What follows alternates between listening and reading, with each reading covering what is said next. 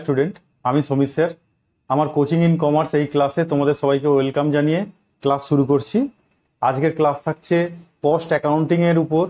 Cost accounting এর একটা chapter যেটা হচ্ছে মেটেরিয়াল কস্ট, সেই মেটেরিয়াল কস্টের উপর আজকে ক্লাস করাবো।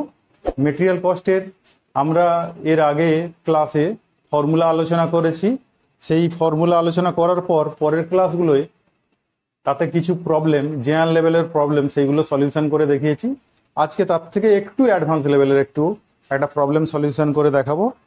দেখো আজকে যেটা করাবো সেটা হচ্ছে ইকোনমিক অর্ডার কোয়ান্টিটি কিভাবে বের করবে। তারপরে তোমাদের যদি কেউ ধরো ইকোনমিক অর্ডার কোয়ান্টিটি বলতে কি বুঝি, আমরা একটা ফ্যাক্টরিতে যখন আমরা মেটেরিয়াল পারচেস করি, তাহলে মেটেরিয়াল পারচেস করার সময় কি পরিমাণ কিনলে আমাদের মেটেরিয়ালের পিছনে খরচ সব থেকে কম হবে, সেইটাকে আমরা বলি ইকোনমিক অর্ডার কোয়ান্টিটি। ধরে নাও সাপোজ একটা কোম্পানিতে হয়তো 2 লক্ষ ইউনিট র মেটেরিয়াল লাগছে। এবার 2 লক্ষ ইউনিট র মেটেরিয়াল সে কি একবারে তুলে নেবে, নাকি প্রতি মাসে মাসে তুলবে, নাকি 2 মাস ছাড়া তুলবে, 3 মাস ছাড়া তুলবে, কি পরিমাণে তুলবে, সেই পরিমাণটা বের করা হয় এমনভাবে যে কোম্পানির টোটাল অ্যানুয়াল মেটেরিয়ালের পিছনে খরচটা সব থেকে কম হবে। সেটাকেই আমরা কি বলি ইকোনমিক অর্ডার কোয়ান্টিটি। এটা কিন্তু আমি প্রথম দিনে ডিসকাস করেছিলাম প্রথম ক্লাসে। তাহলে এখন একটা প্রবলেমে সলিউশন করে দেখাবো যে ওই রকম একটা ইওকিউ আমরা বের করব। করার পর দেখব আমাদের যারা সাপ্লায়ার আছে, সাপ্লায়ার আমাদের কিছু হয়তো অফার দিচ্ছে যে আপনি 2 লক্ষ ইউনিট কিনছেন, সেখানে দেখা যাচ্ছে যে 2 লক্ষ ইউনিট কিনতে গিয়ে 20,000 করে কিনছেন, 10 বার অর্ডার দিতে আসছেন। তা সেটার না অর্ডার দিয়ে আপনি একসঙ্গে একই লটে 1 লাখ করে কিনুন, তাহলে আপনাকে একটা ডিসকাউন্ট দেবো দামের উপর। আমাদেরও লটটা বেশি বিক্রি হবে আর আপনাকেও একটা ডিসকাউন্ট দেবো। এইরকম যদি অফার দেয়, অফারটা কি আমরা অ্যাকসেপ্ট করব নাকি অ্যাকসেপ্ট করব না, সেখানে দেখতে হবে আমাদের কোম্পানির যদি মেটেরিয়ালের পিছনে যে খরচা হয় ওনার অফারের পরে, তারপর আমাদের মেটেরিয়ালের কস্ট যদি তার থেকে কম হয়, তাহলে অফার অ্যাকসেপ্ট করব, নইলে করব না। ঠিক আছে, তা সেটাই আজকে দেখাবো। দেখো প্রবলেমটা আমি পড়ে শোনাচ্ছি। প্রবলেমটা কিন্তু তোমরা স্ক্রিনে দেখতে পাবে, তবু পড়ে শুনিয়ে দিচ্ছি। হ্যাঁ, এইরকম আছে, দেখবে যে SKR limited furnish the following information. Consumption বলেছে 300 ইউনিট পার কোয়ার্টার। দেখো কোয়ার্টারলি কনজামশন দিয়ে কিন্তু প্রবলেম সলিউশন হয় না। আমাদের কিন্তু ইওকিউ এর ফর্মুলায় আমরা লিখেছি অ্যানুয়াল কনজামশন, তাহলে এটাকে অ্যানুয়াল করে নিতে হবে। কস্ট পার ইউনিট বলেছে ₹40। Cost of placing an order ₹600।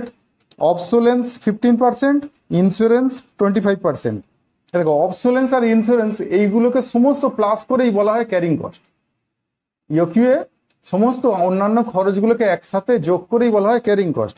আর এটা কিন্তু অ্যানুয়াল করতে হয় সবসময়, মান্থলি করলে কিন্তু হবে না বা উইকলি করলে হবে না, এটা কিন্তু অ্যানুয়ালি দেওয়া আছে। অ্যানুয়ালি 15%, 25% কার উপর করব, ইউনিট প্রাইসের উপর। 15 + 25 দ্যাট মিনস 40% করে দেবো। ঠিক আছে, 40% করে দিলে যেটা পাবো সেটাই ক্যারিং কস্ট। এখান থেকে বলেছে compute economic order quantity, number of order, time between 2 consecutive order. আর তারপরে পরের সেকশানে বলেছে a supplier offers a discount 2% on purchase of 600 unit, should it be accepted. তাহলে এটা কি অ্যাকসেপ্ট করবে? তাহলে আমরা দেখব 2% ডিসকাউন্ট অফার যদি পাই আর 600 ইউনিট করে আমাদের যদি পারচেস করতে হয়, তাতে আমাদের কোম্পানির কিছু সেভ হচ্ছে কি। যদি সেভ হয় অ্যাকসেপ্ট করব, যদি না সেভ হয় অ্যাকসেপ্ট করব না। সেটাই দেখাবো যে কিভাবে তোমরা করবে ক্যালকুলেশন। দেখো আমরা প্রথমে বলছি কনজামশন পার কোয়ার্টার দেওয়া আছে কত, 300 ইউনিট, সেটাকে করে নিয়েছি অ্যানুয়াল কনজামশন। অ্যানুয়াল কনজামশন বের করলে সেটাকে কি বলি এ। তাহলে 300 ইউনিট ইন্টু 4 দিয়ে ইন্টু করেছি, কারণ বৎসরে কোয়ার্টার থাকে কটা, 4টে। আমাদের পড়ায় 4টে, তোমাদের পড়ায় কটা দেখবে, বছরে 4টে কোয়ার্টার। তাহলে 4টে কোয়ার্টার দিয়ে ইন্টু করেছি, তাহলে ইন্টু করলে কি হবে 1200 ইউনিট। নেক্সট অর্ডারিং কস্ট হচ্ছে ও, সেটা বলে দেওয়া আছে ডিরেক্টলি 600 টাকা পার অর্ডারিং কস্ট। তাহলে লিখে দিয়েছি ও = ₹600। নেক্সট ক্যারিং কস্ট হচ্ছে, ক্যারিং কস্ট কিন্তু ইউনিট প্রাইসের উপর করতে হয়। তাহলে ইউনিট প্রাইস দেওয়া ছিল মেটেরিয়ালে কত, 40 টাকা। তার বলেছে 15% হচ্ছে অবসোলেন্স আর 25% বলেছিল ইন্স্যুরেন্স। তাহলে দুটোকে প্লাস করে 40% করে দিয়েছি। ঠিক আছে, তাহলে 40 × 40%, দ্যাট মিনস 16 টাকা হচ্ছে ক্যারিং কস্ট। তাহলে এখান থেকে ইকোনমিক অর্ডার কোয়ান্টিটি যদি বের করি তাহলে সেটা হচ্ছে ফর্মুলা √2AO/C। তাহলে এটাকেই বলছি আমরা কি ইওকিউ। তাহলে আমাদের ইওকিউ বেরোচ্ছে √2AO/C করে আমরা টোটাল ক্যালকুলেশন করে বের করেছি কত, 300 কেজি। তাহলে ইওকিউ হচ্ছে 300 কেজি। এবার তাহলে কতগুলো অর্ডার দেবো, আমাদের অ্যানুয়াল চাই তো 1200 ইউনিট। তাহলে 1200 ইউনিট হলে আমরা 300 কেজি লিখে ফেলেছি, সরি এটা 300 ইউনিট লিখবে, কারণ ইউনিটেই দেওয়া আছে, পুরোটা ইউনিটেই করবে। তাহলে নাম্বার অফ অর্ডার কটা, 1200 unit divide by 300 unit, that means 4টে। তাহলে কতদিন ছাড়া ছাড়া অর্ডার দেবো, তাহলে টাইম বিটুইন 2 অর্ডার। তাহলে আমরা মাসে করছি 12 মাস ডিভাইড বাই 4টে অর্ডার দেবো, 4 দিয়ে ভাগ করেছি করে পেয়েছি 3 মান্থস। তাহলে 3 মাস ছাড়া ছাড়া আমরা অর্ডার দেবো। তো এটা তো গেল ফার্স্ট পার্ট। ফার্স্ট পার্টে তোমায় যা যা জিজ্ঞাসা করেছিল সেটা সিম্পল ছিল, এটা সিম্পলি ক্যালকুলেশন করে দিয়েছি। এরপর সেকেন্ড পার্ট, তোমাকে বলেছে আমাদের ইওকিউ বেরিয়েছে দেখো 300 ইউনিট, অর্থাৎ 300 করে যদি আমরা কিনি আমাদের মেটেরিয়াল কস্ট সব থেকে কম হবে, মানে মেটেরিয়ালের পিছনে খরচা সব থেকে কম হবে। তুমি জানো ভেবো না শুধু মেটেরিয়ালের ইউনিট প্রাইস দিয়ে গুণ করে যে আমার 1200 লাগবে 40 টাকা করে কেজি, তা 40 × 1200 করে আমার যে খরচটা হবে সেটাই শুধু মেটেরিয়াল কস্ট, কারণ তার পিছনে আবার অর্ডারিং কস্ট আছে। হ্যাঁ, তারপরে অর্ডারিং কস্ট ছাড়া ক্যারিং কস্ট আছে, সেগুলো প্লাস করতে হবে।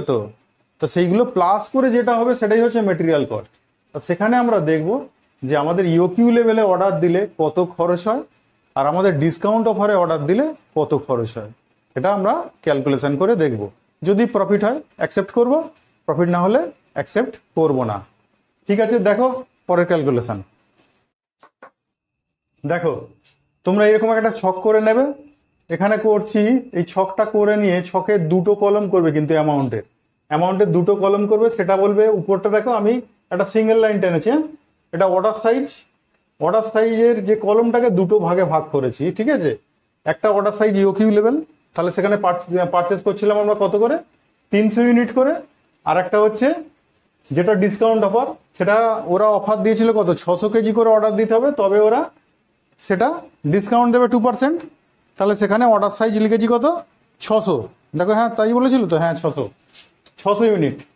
এরপর আমরা কি করব, এর না প্রত্যেকটার কিছু কিছু আইটেম লাগবে আমাদের, সেইগুলো বের করে নেব। ইউনিট প্রাইস যেরকম প্রথমটার ক্ষেত্রে ইউনিট প্রাইসের তো কোনো চেঞ্জ নেই, 40 টাকাই, কিন্তু দ্বিতীয়টায় আমরা এখানে দেখো 40 টাকা লিখেছি, অবলিক স্ল্যাশ দিয়েছি, স্ল্যাশ দিয়ে দ্বিতীয়টায় কিন্তু 40 টাকার উপর আমরা 2% ডিসকাউন্ট পাবো।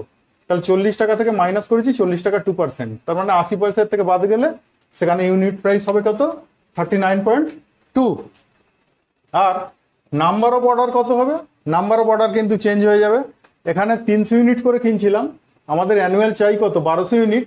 তাহলে 300 ইউনিট করে কিনলে 4টে অর্ডার দিচ্ছিলাম, এখানে 600 ইউনিট করে কিনলে 2টো অর্ডার দেবো। ঠিক আছে, এরপরে চলো আমরা ইনভেন্টরি কস্টটা ক্যালকুলেশন করব। তাই ইনভেন্টরি কস্টের 1 নম্বর আইটেম কি, মেটেরিয়াল কস্ট। তাহলে মেটেরিয়ালের দাম প্রথমটার ক্ষেত্রে 1200 ইউনিট 40 টাকা করে 48,000 টাকা, দ্বিতীয়টার ক্ষেত্রে 1200 ইউনিট 39 টাকা 20 করে, তাহলে তার দাম কত, 47,040 টাকা। ঠিক আছে, নেক্সট অর্ডারিং কস্ট কিন্তু 600 টাকা করে পার অর্ডার, তাহলে 600 টাকা পার অর্ডার লিখতে পারি।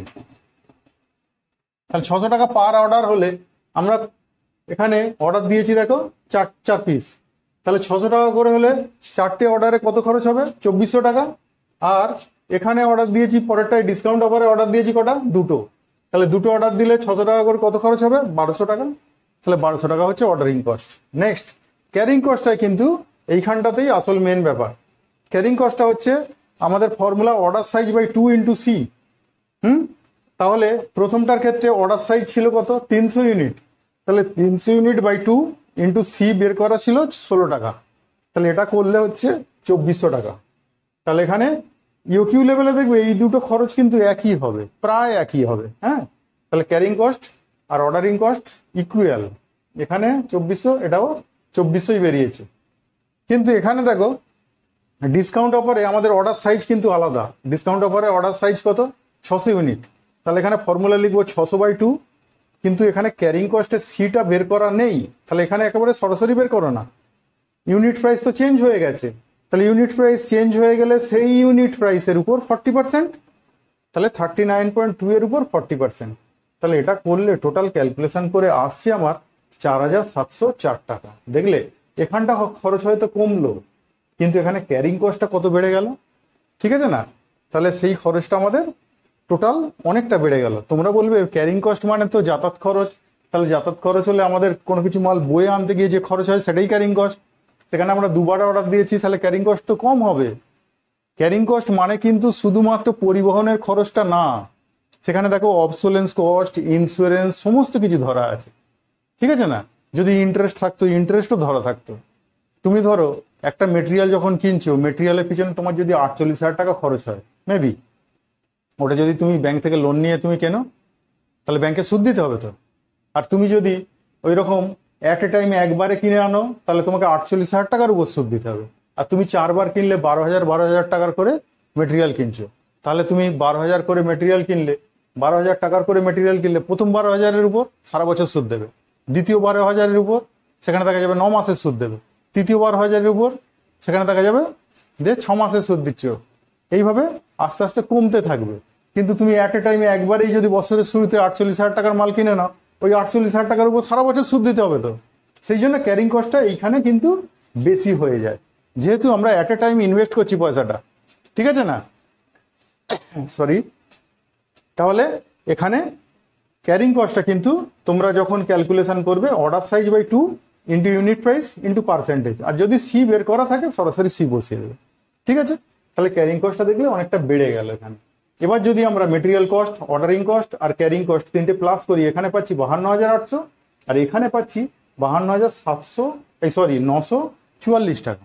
তাহলে কিন্তু আমরা দেখছি ডিসকাউন্ট অফার পেয়েছি, ডিসকাউন্ট পাওয়ার পরেও কিন্তু আমাদের ইওকিউ লেভেলের থেকে আমাদের মেটেরিয়ালের পিছনে খরচা বেশি হচ্ছে।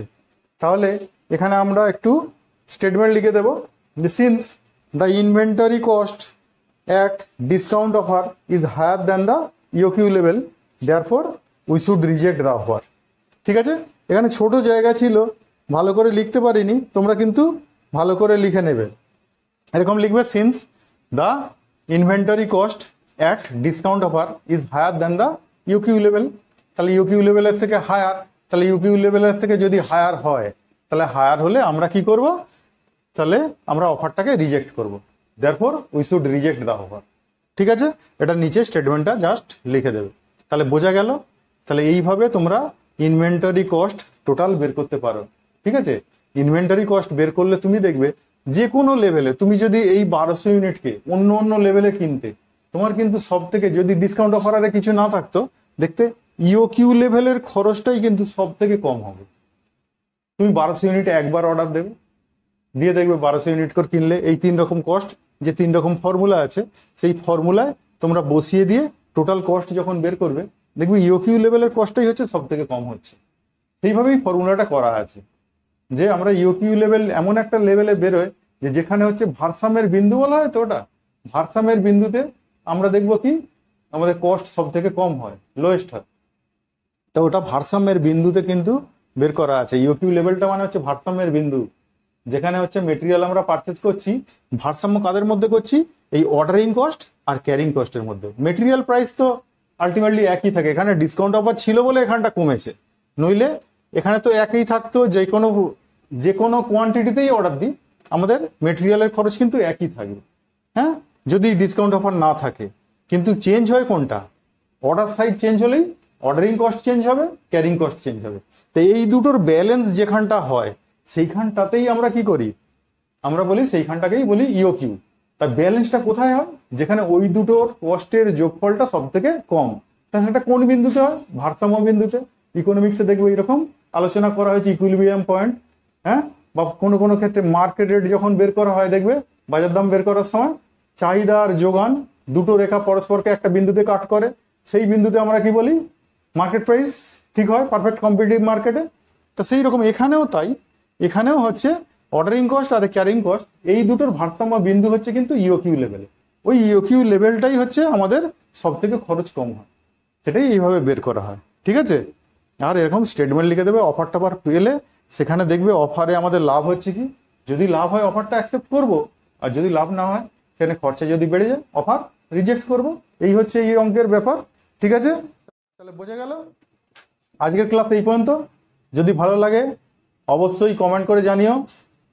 আর যারা সাবস্ক্রাইব করোনি চ্যানেলটা অবশ্যই সাবস্ক্রাইব করো, আমার সঙ্গে থাকো, শেখানোর দায়িত্ব আমার। ঠিক আছে, আর পরের ক্লাসে দেখা হবে এর থেকে আরও একটু অ্যাডভান্স লেভেলের প্রবলেম সলিউশন করে দেখাবো। আস্তে আস্তে আমি অ্যাডভান্স লেভেলে এগোবো। ঠিক আছে, আর মোটামুটি ধরো এই মেটেরিয়ালের উপর আমরা লেভেলের অঙ্ক হয়তো আর একটা দেবো।